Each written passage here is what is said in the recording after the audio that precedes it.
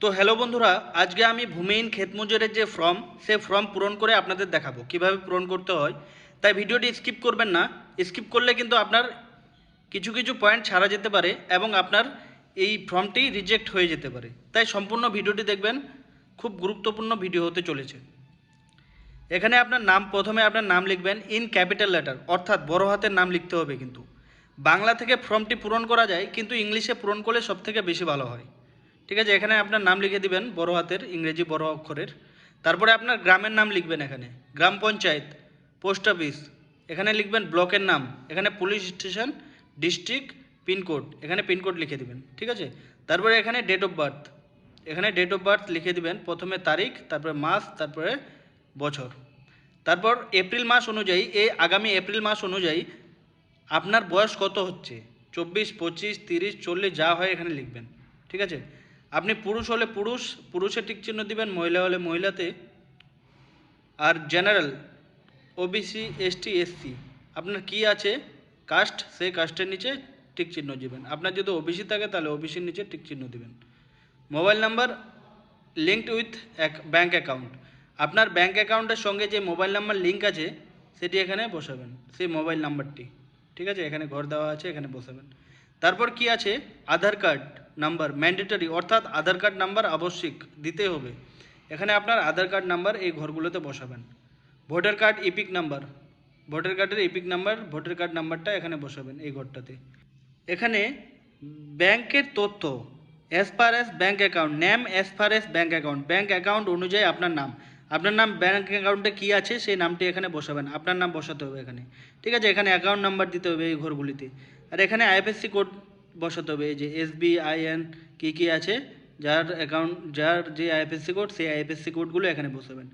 Bank name, আপনার ব্যাংকের নাম কি, State Bank of India, Punjab National Bank, Indian Bank, Eco Bank, যা যা ব্যাংকের নাম কিন্তু এই ঘরে বসবে। হ্যাঁ, ব্রাঞ্চ নেম, আপনার কোন কথাকার ব্রাঞ্চ, আপনার যে এখানকার ব্রাঞ্চ সেখানকার নাম দিবেন, সে অঞ্চলের সে শহরের নাম দিবেন।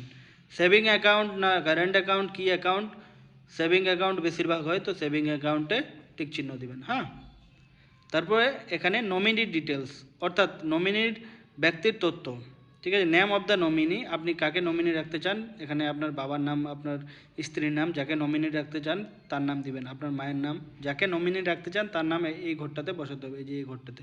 তারপরে আছে রিলেশন উইথ অ্যাপ্লিক্যান্ট, আবেদনকারীর সঙ্গে সম্পর্ক, নমিনির সঙ্গে আপনার সম্পর্ক কি, আপনার স্ত্রী, আপনার স্বামী, আপনার মা, আপনার বাবা, যা হয় এখানে লিখতে হবে। ঠিক আছে, ফাদার লিখতে হবে, মাদার লিখতে হবে, নাহলে ওয়াইফ লিখতে হবে, হাজব্যান্ড লিখতে হবে।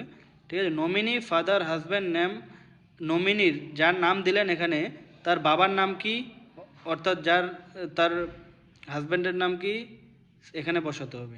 ডেট অফ বার্থ, তার ডেট অফ বার্থ, নমিনির ডেট অফ বার্থ কত, জন্ম তারিখ কত, এই ঘরটাতে বসাতে হবে, এখানে তারিখ, এখানে মান্থ, এখানে ইয়ার।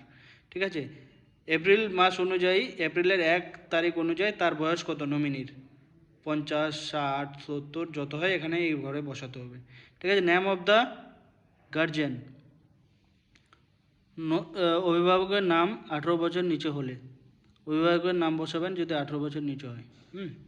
তারপর এখানে অ্যাপ্লিক্যান্ট সিগনেচার, এখানে আপনার সিগনেচার অথবা থাম্ব ইমপ্রেশন অথবা আঙ্গুলের টিপ সই বসাতে হবে। আর যদি সিগনেচার করতে পারেন তাহলে সিগনেচার করে দেবেন। হ্যাঁ, এখানে তারিখ লিখতে হবে। এগুলো এগুলো আপনাকে সে যেখানে জমা দিবেন দুয়ারে সরকার ক্যাম্পে, তারা এখান থেকে ছিঁড়ে নিয়ে এটা করে দিয়ে আপনাদের। তারপরে আসি নেক্সট পেজে, এখানে আবেদনকারীর নাম লিখতে হবে। ঠিক আছে, তারপর লিখতে হবে আপনার পিতার নাম, অর্থাৎ অথবা স্বামীর নাম, তারপর আপনার গ্রামের নাম, গ্রাম পঞ্চায়েতের নাম, তারপর এখানে ব্লকের নাম, তারপর এখানে জেলার নাম। ঠিক আছে, তারপর আধার কার্ড নাম্বার এখানে বসাতে হবে, আপনার যে আবেদনকারী আধারের সঙ্গে যুক্ত মোবাইল নাম্বার, আধার কার্ডের সঙ্গে যে নাম্বার লিঙ্ক করা আছে সেই নাম্বারটি বসাবেন এই করে। ভোটার কার্ড নাম্বার, এখানে ভোটার কার্ড নাম্বার লিখতে হবে। ঠিক আছে, কোথা থেকে আবেদন করছেন সেই স্থানটি এখানে লিখতে হবে, যা আপনার গ্রাম। ঠিক আছে, তারিখ দিয়ে দেবেন, সেই ডেটের তারিখ, আপনার স্বাক্ষর এখানে করে দিতে হবে, এখানে আপনার সিগনেচার করে দিতে হবে। আর যদি সিগনেচার না জানেন তাহলে টিপসই দিয়ে দিতে হবে এখানে। তারপরে এটা ইংলিশ থেকে সেভাবে করবেন। ঠিক আছে, এখানে নাম দিবেন, এখানে ভিলেজ, এখানে আপনার গ্রাম পঞ্চায়েত, ব্লক, ডিস্ট্রিক্ট যা যা আছে, এখানে আধার লিঙ্কড নাম্বার, তারপর হচ্ছে এখানে আধার নাম্বার, এখানে আধার কার্ডের সঙ্গে যে নাম্বার লিঙ্ক আছে মোবাইল নাম্বার, সেই নাম্বার, এখানে ইপিক নাম্বারটা বসিয়ে দেবেন, এখানে সিগনেচার, এখানে ডেট, এখানে প্লেস, কোথা থেকে করছেন আর ডেট দিয়ে দেবেন। ঠিক আছে, তারপর নেক্সট পেজে আসি। সেলফ ডিক্লারেশন ফর্ম, আমি আবেদনকারীর নাম লিখবেন। ঠিক আছে, আমি অমুক, উপভোক্তার পিতার নাম লিখবেন, পিতা স্বামী যা হয় এখানে লিখবেন। তারপরে হচ্ছে আপনার গ্রামের নাম লিখবেন। ঠিক আছে, তারপরে পঞ্চায়েতের নাম লিখবেন, এই যে পঞ্চায়েত, গ্রাম, এগুলোতে পঞ্চায়েত এখানে, গ্রাম এখানে। তারপর ব্লক, মিউনিসিপ্যালিটি হলে মিউনিসিপ্যালিটির ঠিক চিহ্ন দেবেন, ব্লক হলে ব্লকের ঠিক চিহ্ন দিয়ে এখানে নাম লিখবেন, থানার নাম লিখবেন। ঠিক আছে, জেলার নাম, তারপরে লাস্টে জেলার নাম, এখানে থানা, এখানে জেলার নাম লিখবেন। ঠিক আছে, তারপর যদি এখানে বলা হয়েছে আপনি কি কি থেকে টাকা পান, কি কি সরকারি প্রকল্প থেকে টাকা পান। কৃষক বন্ধু থেকে টাকা পেলে কৃষক বন্ধু ডাক দিবেন, লক্ষ্মীর ভাণ্ডার থেকে টাকা পেলে লক্ষ্মীর ভাণ্ডার ডাক দিবেন। আর যদি কোনো জায়গা থেকে টাকা না পান তাহলে এগুলো কিন্তু কিছু করতে হবে না, টিক চিহ্ন দিতে হবে না। ঠিক আছে, অন্যান্য থেকে পেলে এখানে লিখতে হবে, উল্লেখ করতে হবে। কিন্তু যদি কোথা থেকে টাকা না পান তাহলে কিছু লিখতে হবে না, এই ঘরটাকে ফাঁকা রাখতে হবে। হ্যাঁ, এই স্থান কোথা থেকে আপনি করছেন, এই ফর্মটি ফিল আপ করছেন, সেই স্থানের নাম দিতে হবে, তারিখ দিতে হবে। আবেদনকারীর স্বাক্ষর অথবা টিপসই, আবেদনকারীর স্বাক্ষর দিতে হবে, এখানে আপনার সিগনেচার করতে হবে। না হলে সিগনেচার না জানলে আপনার হাতের আঙ্গুলের টিপসই এখানে কিন্তু বসিয়ে দিতে হবে। এটা ইংলিশ থেকে এখানে বলা হয়েছে, এটা আপনার নাম লিখতে হবে। ঠিক আছে, আর এখানে সন, ওয়াইফ, ডটার, হাজব্যান্ড যা হয় এখানে নাম লিখতে হবে। তারপরে ভিলেজের নাম, আপনার গ্রামের নাম লিখতে হবে। ঠিক আছে, তারপরে যে গ্রাম পঞ্চায়েতের নাম জিপি, এই যে জিপি গ্রাম পঞ্চায়েত। মিউনিসিপ্যালিটি হলে মিউনিসিপ্যালিটি টিক দিয়ে মিউনিসিপ্যালিটির নাম লিখবেন, এখানে ব্লকের নাম লিখবেন। ঠিক আছে, এখানে পুলিশ স্টেশন, পিএস পুলিশ স্টেশনের নাম লিখবেন। এখানে ডিস্ট্রিক্ট কী আছে, ডিস্ট্রিক্ট, সেই ডিস্ট্রিক্টের নাম লিখবেন, দক্ষিণ দিনাজপুর, উত্তর দিনাজপুর, মালদা, বাঁকুড়া, পুরুলিয়া যা যা হয় এখানে লিখবেন। হ্যাঁ, তারপরে এটাই বলেছে এখানে আপনি কি কি প্রকল্প থেকে টাকা পান। যদি কোনো প্রকল্প থেকে না পান তাহলে এখানে কিছু দরকার নাই, করার দরকার নেই। যদি লক্ষ্মীর ভাণ্ডার পান তাহলে লক্ষ্মীর ভাণ্ডারে টিক চিহ্ন দেবেন। ঠিক আছে, আর এখানে সিগনেচার করতে হবে, এখানে প্লেস বসাতে হবে, এখানে ডেট, ব্যাস। এবারে আসি লাস্ট পেজে। এখানে বলা হয়েছে কি কি আপনি ডকুমেন্ট জমা করলেন, এই যে এগুলো ফিল আপ করে কী কী জমা করলেন ডকুমেন্ট। প্রথমে আছে voter identity card, voter card আপনি জমা করবেন উইথ সেলফ অ্যাটাচড, অর্থাৎ আপনার নাম সিগনেচার করে সেই জেরক্সটি আপনাকে এখানে অ্যাটাচ করতে হবে এর পিছনে। ঠিক আছে, তাহলে ভোটার আইডেন্টি কার্ড হয়ে গেল, ভোটার আইডেন্টি কার্ড একটা দিবেন, আধার কার্ড দিবেন, first page of bank passbook, bank পাসবুকের প্রথম পৃষ্ঠার জেরক্সটা দিতে হবে।